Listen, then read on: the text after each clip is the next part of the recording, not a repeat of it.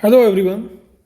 आज आरबीआई ने अपनी मॉनेटरी पॉलिसी अनाउंस की है और उस मॉनेटरी पॉलिसी में इन्होंने बताया है कि हमने 25 बेसिस पॉइंट बढ़ाए हैं। तो इसकी वजह से अभी जो रेपो रेट है वो रेपो रेट 6.5% हुआ है। तो दोस्तों, आज ये जो आरबीआई ने डिसीजन लिया है उसका मार्केट ने पहले से ही अंदाज़ा लगा लिया था कि ये रेट हाइक होने वाली है। तो 25 बेसिस पॉइंट की जो रेट हाइक है वो मार्केट ने पहले ही डिस्काउंट कर ली थी। अब दोस्तों, आज के आरबीआई के मॉनेटरी पॉलिसी में कुछ ऐसी चीज़ें हैं जो बहुत ही इम्पोर्टेंट हैं, वो हम देखने वाले हैं। वो क्या है? तो दोस्तों, यहाँ पे ये है आरबीआई की वेबसाइट पे उन्होंने जो अनाउंस की हुई पॉलिसी की डिटेल्स। यहाँ पे उन्होंने एक चीज़ बताई है कि increase in the policy repo rate under the liquidity adjustment facility by 25 basis point to 6.5% with immediate effect. तो ये जो डिसीजन है दोस्तों, ये डिसीजन अपने इकोनॉमी के ऊपर डेफिनेटली इम्पैक्ट करने वाला है और वो इम्पैक्ट आपको जो पब्लिक की जो स्पेंडिंग हैबिट है वो स्पेंडिंग हैबिट में दिखाई देने वाला है।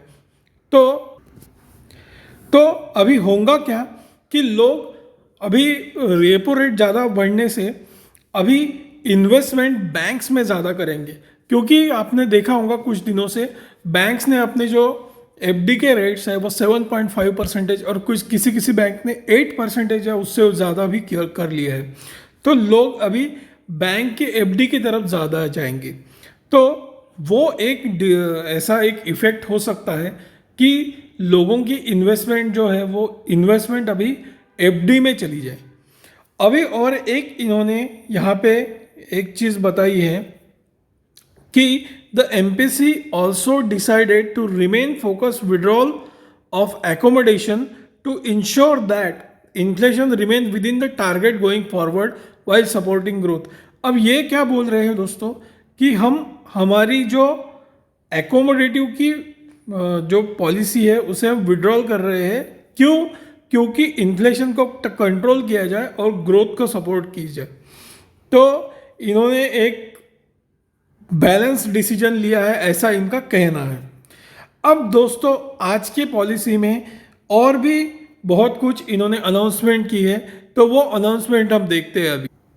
तो दोस्तों, आरबीआई ने आज एक अनाउंसमेंट की है कि उन्होंने सिक्योरिटीज़ लेंडिंग एंड बोरोइंग जो है, जो स्टॉक मार्केट में होती है, वैसे ही अब उन्होंने गवर्नमेंट सिक्योरिटीज़ में ये स्कीम लाई है, सिक्योरिटीज़ लेंडिंग एंड बोरोइंग की। तो इसमें होता क्या है दोस्तों, पहले हम ये समझते हैं कि actually securities lending and borrowing होती क्या है। अगर आपके पास कोई शेयर है तो आप किसी को वो उधार देते हो और कोई वो बोरो करता है ताकि वो उसका ऑब्लिगेशन पूरा कर सके, जो भी उनकी डिलीवरी का है वो। तो ये बेसिकली फ्यूचर्स एंड ऑप्शंस के लिए होता है। आपने देखा होगा, अगर आपने फ्यूचर शॉर्ट किया और एक्सपायरी डे के बाद आपने वो कैरी किया, आपने उसे सेटल नहीं किया, तो आपको वो उतने शेयर्स देने पड़ते हैं और बाय डिफ़ॉल्ट आपने अगर लिया तो आपको उतने शेयर्स लेने पड़ते हैं। सेम केस गवर्नमेंट सिक्योरिटीज़ में भी है दोस्तों। गवर्नमेंट सिक्योरिटीज़ में जो ट्रेडिंग होती है, आपने एनएससी के जो करेंसी डेरिवेटिव सेगमेंट में देखा होगा, उस करेंसी डेरिवेटिव सेगमेंट में जो ट्रेडिंग होती है वो ट्रेडिंग में आपको गवर्नमेंट सिक्योरिटीज़ जो है वो लेना और देना पड़ता है अगर एक्सपायरी के बाद आपने उसे सेटल नहीं किया, एक्सपायरी के पहले आपने उसे सेटल नहीं किया। अब मैं आपको बताने वाला हूँ कि ये जो गवर्नमेंट सिक्योरिटीज़ है वो ट्रेड कैसे होती है।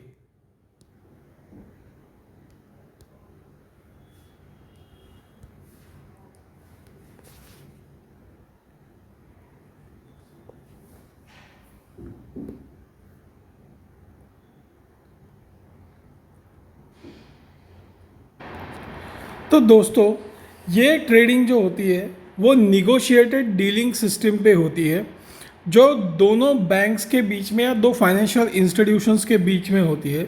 इसमें रिटेल जो होता है वो रिटेल स्टॉक एक्सचेंज से ट्रेड करता है, लेकिन ये मेनली दो बैंक्स के बीच में ही होने वाली बॉन्ड की ट्रेडिंग होती है। तो इसमें बहुत से लोगों को, जो बैंक्स होते हैं उनको अपने बॉन्ड्स जो होते हैं वो आपको एक तो पेमेंट के लिए देना पड़ता है या फिर लेना पड़ता है। तो इसके लिए बहुत से जो फ्यूचर के ट्रेड होते हैं, फ्यूचर या डेरिवेटिव्स के ट्रेड होते हैं, उसका ऑब्लिगेशन पूरा करने के लिए गवर्नमेंट ने ये स्कीम लाई है। तो ये जो गवर्नमेंट ने लेंडिंग एंड बोरोइंग स्कीम है जो बॉन्ड्स के लिए आई है, तो ये स्कीम उन्होंने एक इजी ट्रांजैक्शन होने के लिए किया है जो शेयर मार्केट में पहले से ही है। तो यहाँ पे इन्होंने बताया कि well functioning market of securities lending and borrowing will add depth and liquidity to the government securities market aiding efficient price discovery. तो ये गवर्नमेंट सिक्योरिटीज़ के लिए इन्होंने लेंडिंग एंड बोरोइंग का भी एक बहुत बढ़िया एक प्रावधान किया है। अब इसमें दूसरा है कि recovery of penal charges of loan. तो इन्होंने एक और चीज़ इसमें बताई है कि ये जो पीनल चार्जेस ऑफ लोन होते हैं, जो हमें चार्जेस लगाते हैं पेनाल्टी के रूप में, तो उसमें और ज़्यादा इसमें क्लैरिटी आए, ये इनका इन्होंने गाइडलाइंस दिया है। एक और चीज़ अभी है कि regulatory initiative on climate risk and sustainable finance. तो जो अभी क्लाइमेट रिस्क है तो वो रेगुलेटरी इनिशिएटिव उसके ऊपर लेने वाले हैं। अब ये क्या है, ये है कि अभी जो रेगुलेटेड एंटिटीज़ हैं, वो रेगुलेटेड एंटिटीज़ जो होती है वो फाइनेंशियल स्टेबिलिटी का इम्प्लीकेशंस कर सकती है। तो इनका कहना है कि रेगुलेटरी इनिशिएटिव ले रहे हैं ये on climate risk and sustainable finance के ऊपर। एक और चीज़ है जो इन्होंने बताई है कि expanding the scope of trade receivable discounting system. तो ये जो है दोस्तों, ये एमएसएमई के लिए बहुत ही इंपॉर्टेंट है। तो इन्होंने ट्रेड रिसीवेबल डिस्काउंटिंग सिस्टम जो TREDS कहा जाता है, उसके लिए इन्होंने इसका स्कोप बढ़ा दिया है। अब ये एंटिटीज जो है वो 60,000 करोड़ रुपीस के ट्रांजैक्शन करते हैं, तो उनके लिए ये TRDS जो प्लेटफॉर्म है वो अभी ये इनका इम्प्रूवमेंट करने वाले हैं। एक और चीज़ है जो इन्होंने बनाया है, जो बताया है कि उन्होंने जो इनबाउंड ट्रैवलर है, जो फॉरेन से लोग आते हैं, उनके लिए इन्होंने UPI अलाउ किया है, और ये भी G20 कंट्रीज़ के लिए ही। तो G20 कंट्रीज़ के जो भी लोग आएंगे वो UPI का यूज़ कर पाएंगे, ठीक है। और एक और चीज़ है जो सबसे मुझे अच्छी लग रही है कि इन्होंने QR code base vending machine लाई है।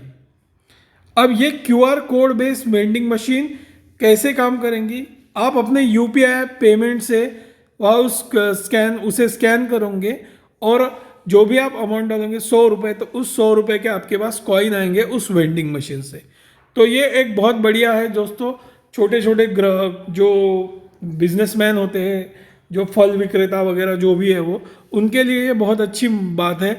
अभी ये 12 शहरों तक ही सीमित रहेंगी। ये एक पायलट प्रोजेक्ट के लिए यहाँ पे इन्होंने अनाउंस किया है, तो बाकी अब ये बढ़ाते जाएंगे। तो ये एक बहुत ही अच्छा इनका इनिशिएटिव है। तो ये जो बहुत सी चीज़ें हैं जो इन्होंने अनाउंस किया है वो एक अच्छी बात है।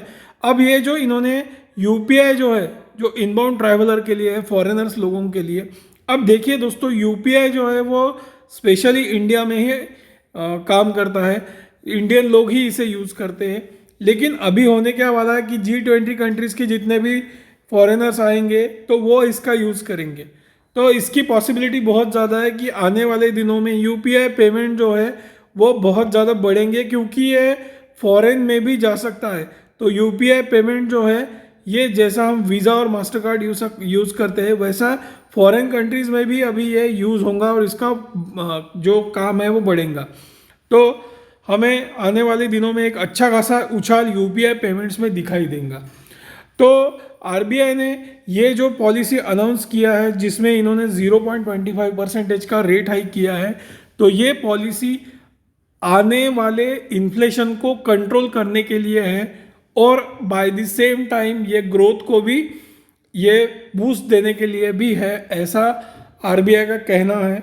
और जो इन्होंने ये जो 6 अलग अलग इन्होंने इन्होंने अनाउंसमेंट किया है कि security lending and borrowing in government securities, recovery of penal charges of loan, उसके बाद regulatory initiative on climate risk and sustainable finance, और ये जो TREDS, उसके बाद UPI फॉर इनबाउंड ट्रैवलर, और QR code based vending machine for coins.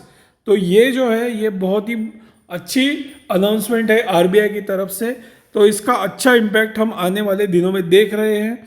अब देखना ये है कि ये RBI कितने ताकत से इम्प्लीमेंट कर पाती है। सो आई होप आपको ये वीडियो पसंद आया होगा। अगर आपको ये वीडियो पसंद आया तो आप प्लीज़ इस चैनल को सब्सक्राइब कर लो, इस वीडियो को लाइक कर लो और प्लीज़ शेयर कर दो। So thank you very much.